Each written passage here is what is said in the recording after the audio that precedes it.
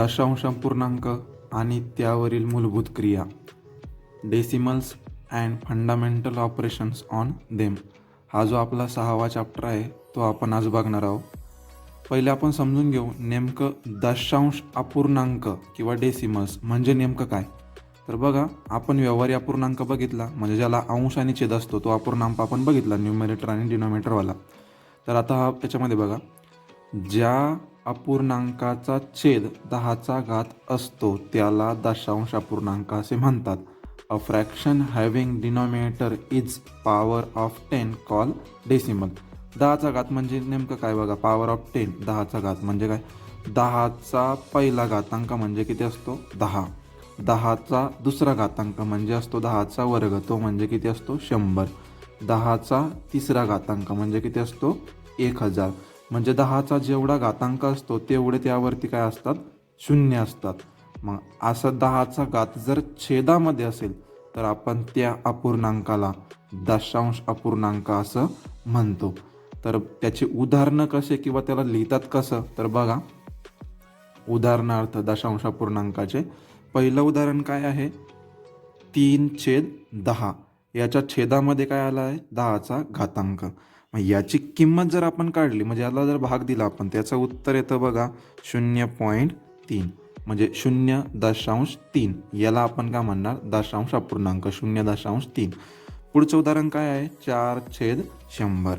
याचं उत्तर जर आपण काढलं तर 0.04 हे असेल 0.04. तर मग 0.04ला आपण काय म्हणणार, दशांश अपूर्णांक. त्यानंतर काय आहे, 5/1000. म्हणजे छेदामध्ये 10चा काय तिसरा घातांक आहे, 3 शून्य. याचं उत्तर येईल तुमचं 0.005. मग बघा, 0.3, 0.04 आणि 0.05 ही तिन्ही पण काय आहे, दशांश अपूर्णांक. अजून काही उदाहरणं बघू. 46/10. याचं उत्तर येईल 4.6. हा सुद्धा आपला काय असणार आहे, दशांश अपूर्णांक. 776/100. याचं उत्तर काय येईल तर 7.56, 7.56. हा काय आहे, हा सुद्धा काय आहे, दशांश अपूर्णांक. ही झाली दशांश अपूर्णांकाची उदाहरणं. जसं आपण व्यवहारी अपूर्णांकाच्या सर्व क्रिया बघितल्या त्याचप्रमाणे आपल्याला दशांश अपूर्णांकाच्या सुद्धा सर्व क्रिया बघायच्या आहेत. सर्वप्रथम आपण बघू बेरीज व वजाबाकी. दशांश अपूर्णांकाची जर आपल्याला बेरीज आणि वजाबाकी जर करायची असेल तर ती आपण कशी करतो बघा. बेरीज आणि वजाबाकी, दशांश अपूर्णांकाची बेरीज वजाबाकी करताना दशांश चिन्ह हे दशांश चिन्हाच्या खाली येईल याप्रमाणे मांडणी करावी आणि नेहमीप्रमाणेच बेरीज वजाबाकी करावी. While adding and subtracting decimals, the decimal point should come one below the other. म्हणजे याच्यामध्ये आपल्याला जे दशांश चिन्ह दिसतंय, म्हणजे बघा 4.6 आणि 7.56 यांची जर तुम्हाला बेरीज करायची असेल तर याच्या दशांश चिन्हाच्या खालीच याचं दशांश चिन्ह आलं पाहिजे. अशाप्रमाणे तुम्हाला काय करावं लागेल, मांडणी.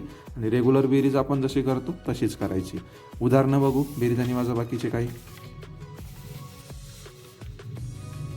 हां, तर उदाहरण नंबर 1, 3.14 अधिक 2.8. आता लिहिताना बघा कसं लिहायचं याला, तुम्हाला दशांश चिन्हाच्या खाली काय आलं पाहिजे, दशांश चिन्ह आलं पाहिजे. म्हणजे 3.14 याच्या खाली दुसऱ्या काय आला पाहिजे, पॉईंट, म्हणजे आपण काय लिहिणार 2.8. आता या दोघांची आपल्याला करायची आहे बेरीज. आता बघा, वरती दशांश चिन्हानंतर किती अंक झाले 2 आणि खाली किती झाला 1. तर मग याला सुटसुटीत दिसणं किंवा बॅलन्स म्हणू आपण, जिथं दिसत नाही तिथं काय घेऊन टाकायचं, एक शून्य घेऊन टाकायचा. हा याच्यासाठी घ्यायचा, याच्यामुळे उदाहरणं चुकत नाहीत. मग आता बेरीज करायची आहे. 4 आणि 0 यांची बेरीज किती होणार आहे 4. 1 आणि 8 यांची बेरीज किती होणार आहे 9. दशांश चिन्हाच्या खाली काय येणार आहे, दशांश चिन्ह. 3 आणि 2 यांची बेरीज किती होणार आहे 5. म्हणजे पहिल्या प्रश्नाचं आपलं उत्तर किती आलेलं आहे 5.94. त्यानंतर बघा दुसरा जो प्रश्न आहे 0.64 अधिक 0.36. म्हणजे दोन्ही संख्येमध्ये दशांश चिन्हानंतर 2 अंक आहेत. मग यांची बेरीज करताना बघा 0.64 आणि खाली बेरीज चिन्ह 0.36. म्हणजे बघा पॉईंटच्या खाली काय आला पाहिजे पॉईंट. अशाप्रमाणेच तुम्हाला लिहावं लागेल. आता रेग्युलर आपण जशी बेरीज करतो तशीच करायची. 4 आणि 6 यांची बेरीज किती होणार आहे 10. हातच्या किती जाईल मग 1. 6 आणि 1 7. 7 आणि 3 पुन्हा किती 10. पुन्हा हातच्या किती जाईल 1. त्याच्या पहिले काय करायचं दशांश चिन्हाच्या खाली काय घ्यायचं दशांश चिन्ह. एकाशी काय येईल 1. याचं उत्तर काय येईल 1.00. यालाच आपण फक्त 1 असं पण लिहू शकतो कारण पॉईंट नंतर काय आहे 00. त्याला कुठली किंमत नाही. चला पुढचं उदाहरण बघू आता 3 नंबरचं. 1.8 अधिक 4.32 अधिक 0.06 सर्व काय आहे बेरीजच आहे. त्याच्यामुळे आपण ही डायरेक्ट सुद्धा करू शकतो. कशी एका खाली एक लिहून. मग पहिले आपण काय लिहिणार 1.8. त्यानंतर आपण काय लिहिणार 4.32 आणि त्यानंतर आपण काय लिहिणार 0.06. तिन्ही संख्या आपण एका खाली एक लिहिल्या. यांची करायची आपल्याला बेरीज. बघा दशांश चिन्ह हे बरोबर दशांश चिन्हाच्या खालीच आहे. इथं 2 अंक आहे, इथं पण 2 आहे, इथं किती आहे 1. मग ह्याला बॅलेन्स करण्यासाठी आपण काय करणार इथं काय देणार आहे 0. या शून्याने काय होतं किंमत बदलत नाही परंतु चुकण्याची शक्यता खूप कमी होते. बघा आता 2 आणि 6 यांची बेरीज करायची किती होणार ती 8. 8 आणि 3 यांची बेरीज किती होणार आहे 11. 11चा 1 घेतला आपण हातचा 1 पाठवून दिला. दशांश चिन्हाच्या खाली काय आलं पाहिजे पुन्हा दशांश चिन्ह. 1 आणि 1 2. 2 आणि 4 किती 6. म्हणजे ह्या प्रश्नाचं आपलं उत्तर किती आलं 6.18. 4 नंबरचा प्रश्न बघा 4.4 अधिक 4.44 अधिक 4.444 असं उदाहरण आहे. या सगळ्यांची करायची आपल्याला बेरीज. आता बघा इथं 3 अंक इथं किती आहे 2. मग इथं आपण काय घेऊन टाकायचं 1 0. इथं 3 आहे इथं 1च आहे. मग इथं काय घेऊन टाकायचं 2 0. आणि रेग्युलर आपल्याला जशी बेरीज करतो तशी करून घेऊ. फास्ट हे 4 हे 4 आणि 4 किती होणार हे 8. हे 12शी 2 हातचा गेला 1. दशांश चिन्हाच्या खाली दशांश चिन्ह आणि याचं बेरीज किती येईल 13. 13.284. त्यानंतर 5 नंबरचं उदाहरण 6 नंबर आणि 7 नंबर एवढे उदाहरणं आपण आता 3 अजून बघायचे आहेत. आता उदाहरण बघू आपण वजाबाकीचं. 5.14 वजा 2.69 वजाबाकी असो किंवा बेरीज असो मांडणी कशी करायची आपल्याला एका खाली एक. 5.14 वजा 2.69. आता यांची आपल्याला करायची वजाबाकी. तर 4मधून 9 तर काही जाणार नाही. मग आपल्याला काय लागेल हातच्या. मग आपण इथून हातच्या घेऊ. इथं काय राहील फक्त 0. इथं हातच्याला 14. 14मधून 9 गेले किती राहिले 5. आता 0मधून 6 जाणार नाही. मग पुन्हा आपल्याला हातच्या घ्यावं लागेल. इथं राहील 4 आणि इथं किती होईल ते 10. 10तून 6 गेले किती राहिले 4. दशांश चिन्हाच्या खाली बरोबर काय आलं दशांश चिन्ह. 4 वजा 2 काय उत्तर येणार आहे 2. 2.45 आपलं या प्रश्नाचं काय आलेलं आहे उत्तर आलेलं आहे. त्यानंतर 6 नंबरचं उदाहरण बघा 12 वजा 9.32. आता पहिली जी संख्या आहे 12 याच्यामध्ये दशांश चिन्ह दिसत नाही. पण ज्या संख्येमध्ये दशांश चिन्ह दिसत नाही आहे किंवा नाही आहे तर ती दशांश चिन्ह कुठं असतं सर्वात शेवटी. म्हणजे ही संख्या काय आहे 12.00 वगैरे अशी काहीतरी आहे. मग आता हिला कसं लिहिणार आपण 12 वजा 9.32. आता बघा इथं पॉईंट नंतर किती संख्या आहे 2. इथं पॉईंट नंतर संख्या नाही तर त्याच्यामुळे आपण 2 काय घेणार 0. या अशा पद्धतीने ही वजाबाकी आपल्याला करायची आहे. मग आता 0तून 2 जात नाही. मग आपल्याला हातच्या घ्यावं लागेल. मग हातच्या आपण याच्याकडून घेऊ नाही शकत. मग आपल्याला काय करावं लागेल याच्याकडून हातच्या घ्यावं लागेल. हा राहिला 1 हे बनले 10. ह्याच्याकडून हातच्या घेतला हे झाले 9 आणि झाले 10. 10मधून 2 गेला किती राहिले 8. 9मधून 3 गेला किती राहिले 6. दशांश चिन्हाच्या खाली दशांश चिन्ह. 1तून 9 जात नाही. मग हातच्या घेतला हा झाला 0. 11मधून 9 गेला किती राहिलं 2. 2.68 हे आपलं ह्या प्रश्नाचं काय आहे उत्तर आहे. शेवटचं उदाहरण बघू आता वजाबाकीमध्येच. बघा 94.4 वजा 18.2 वजा 62.2. ही मात्र आपल्याला डायरेक्ट काय एक करता येणार नाही. पहिले याच्यातून याला वजा करावं लागेल आणि जे काही उत्तर येईल त्याच्यातून 62.2ला आपल्याला वजा करावं लागेल. मग आपण लिहिणार कसं 94.4 वजा 18.2. आता यांची जी काही वजाबाकी बघा दशांश चिन्हानंतर दोन्हीकडे एकच अंक आहे त्याच्यामुळे बॅलन्स करण्याची काही गरज नाही. 4तून 2 गेला 2. दशांश चिन्हाच्या खाली दशांश चिन्ह. 4मधून 8 जाणार नाही हातच्या घ्यावं लागेल. इथं राहील 8 इथं राहील 14. 14मधून 8 गेला 6. 8तून 1 गेला 7. मग आता याचं उत्तर काय आलं आपलं 76.2. केवढ्याचं? याचं. मग याच्यामधून 62.2 आपल्याला वजा करावं लागेल. 76.2 वजा 62.2. 2मधून 2 गेले 0, दशांश चिन्हाच्या खाली दशांश चिन्ह. 6तून 2 गेले 4 आणि 7तून 1 गेला 7तून 6 गेला 1. 14.0. म्हणजेच या प्रश्नाचं उत्तर किती आलं? फक्त 14.0. त्याच्यानंतर कुठलीही किंमत नसते. तर ही वरील जी उदाहरणं आपण आत्ता साधं बघितली बेरीज आणि वजाबाकीची, ही व्यवस्थित समजून घ्या. एकच काळजी घ्यायची फक्त. काय काळजी घ्यायची आहे? दशांश चिन्हाच्या खाली काय आलं पाहिजे? दशांश चिन्ह. उत्तरामध्ये सुद्धा तिथं दशांश चिन्ह आणि बाकी रेग्युलर पद्धतीने बेरीज आणि वजाबाकी आपल्याला करायची आहे. हा राहील गृहपाठ.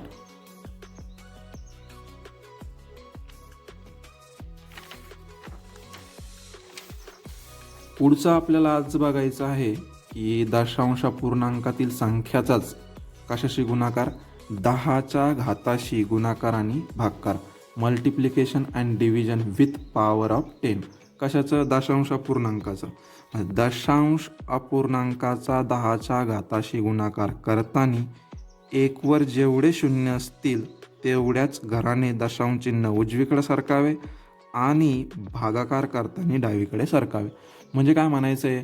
जेव्हा गुणाकारामध्ये 10चा घात असेल तर 1वर जेवढे शून्य असेल तेवढ्याने दशांश चिन्ह काय घ्यायचं? आपल्याला उजवीकडे सरकवायचं आहे, उजव्या बाजूला आपल्याला सरकून घ्यायचं आहे. आणि भागाकार करताना जेवढे शून्य असतील तेवढ्याने काय करायचं? आपल्याला डावीकडे आपल्याला सरकवायचं आहे. तर काही उदाहरणं आपण याच्यावरचे सॉल्व करून घेऊ म्हणजे लक्षात येईल नेमकं काय म्हणायचं आहे. बघा, 8.46 गुणिले किती आहे? 10. म्हणजे 1वर किती शून्य आहे? फक्त 1. गुणाकार करताना काय करायचं आहे? दशांश चिन्ह उजवीकडे सरकवायचं आहे. म्हणजे दशांश चिन्ह 8 आणि 4च्या मध्ये, तर हे काय करायचं? 1 शून्य असल्यामुळे 1 हे काय काढावं लागेल पुढं. म्हणजे या प्रश्नाचं उत्तर काय येईल? 84.6. समजतंय? बघा पुढचा प्रश्न, 8.46 गुणिले 100. याचं दशांश चिन्ह आपल्याला काय करावं लागेल? 2 घराने पुढं सरकावं लागेल. का? कारण इथं किती शून्य आहे? 2 शून्य. मग ते इथं होतं 1 आणि 2 म्हणजे 6च्या पुढे. 6च्या पुढं संख्या नाही आहे त्याच्यामुळे आपण हिला फक्त 846 असं जरी लिहिलं तरी चालेल किंवा 846.0 असं लिहायचं तरीसुद्धा हे दोन्ही प्रकारचं उत्तर काय आहे? बरोबर आहे. 846 हे सुद्धा. 3 नंबर उदाहरण बघा, 0.008 गुणिले किती आहे? 1000. शून्य किती आहेत? एकावरती 3. म्हणजे दशांश चिन्ह तुम्हाला 3 घराने काय करावं लागेल? उजवीकडे सरकावं लागेल. 1, 2 आणि 3. म्हणजे याचं उत्तर काय येईल तुमचं? 8.0. आता पॉईंट नंतर शून्याचं आहे त्याच्यामुळे आपण याला फक्त 8 असं सुद्धा लिहू शकतो. तिसरं उदाहरण बघा, चौथं उदाहरण बघा, 58 गुणिले 100. आता 58मध्ये कुठंच आपल्याला दशांश चिन्ह दिसत नाही. म्हणजे ते कुठं असलं पाहिजे? संख्येच्या शेवटी. आता याला गुणिले काय आहे? 100. म्हणजे 10वर 1वरती 2 शून्य. हे दशांश चिन्ह आपल्याला 2 घराने पुढे टाकावं लागेल. म्हणजे 1 शून्य ॲड करावं लागेल आणि अजून 1 शून्य ॲड करावं लागेल. म्हणजे 5800.0. या अशा प्रकारे बघा, दशांश चिन्ह कुठं होतं? 8च्या नंतर म्हणजे इथं होतं. ते आपल्याला 2नी पुढे घ्यायचं होतं. म्हणजे 1, 2 इथं आलं. यालाच आपण फक्त 5800 असं सुद्धा लिहू शकतो. ही झाली गुणाकाराची उदाहरणं. इथं आपण काय करतो? उजवीकडे सरकवतो. आता भागाकार करताना आपल्याला काय करायचं आहे? डावीकडे सरकवायचं आहे. काय? दशांश चिन्ह. बाकी काही करायचं नाही. दशांश चिन्हाला फक्त आपल्याला उजवीकडे डावीकडे सरकवायचं आहे. खूप सोपं आहे. बघा, 9.54 याला जर आपण 10ने भाग दिला म्हणजे भागाकारामध्ये काय आहे? 1 शून्य आहे. 10चा 1 घातांक आहे. दशांश चिन्ह 1नी काय होणार आहे? डावीकडे सरकणार आहे. म्हणजे याचं उत्तर येईल 0.954. 954 असं आपण वाचतो त्याला. त्यानंतर दुसरं उदाहरण बघा, 954.2 याला भागिले काय आहे? 100. म्हणजे किती शून्य आहे? 2 शून्य. म्हणजे दशांश चिन्ह 2 घरांनी काय होईल? पाठीमागं जाईल. म्हणजे आता ते 4च्या नंतर होतं म्हणजे 1 आणि 2. याचं उत्तर काय येईल तुमचं? 9.542. 2 घरांनी काय गेलं? पाठीमागं. आता 7 नंबरचं उदाहरण बघा, 8/10 किंवा 8/10 म्हणू आपण. भागाकारामध्ये काय किती शून्य आहे? 1. दशांश चिन्ह 1 काय होईल? पाठीमागे. दशांश चिन्हच नाही आहे म्हणजे कुठं असतं? ते उजवीकडे सर्वात शेवटी. आता हे 1 पाठीमागं म्हणजे कुठं घ्यायचं? ते इथं घ्यायचं आहे. म्हणजे असं 0.8. पण हे दिसायला योग्य नाही म्हणून पुढे काय घ्यायचं आहे? 0. 0.8 हे आपल्या प्रश्नाचं काय येणार आहे? उत्तर. 8 नंबरचा प्रश्न बघा काय आहे, 3/100 किंवा 3/100 किती शून्य आहेत, तर 2 शून्य आहेत. हे 2 शून्य आहेत तर दोन घराने दशांश चिन्ह कुठे घालूया, डावीकडे.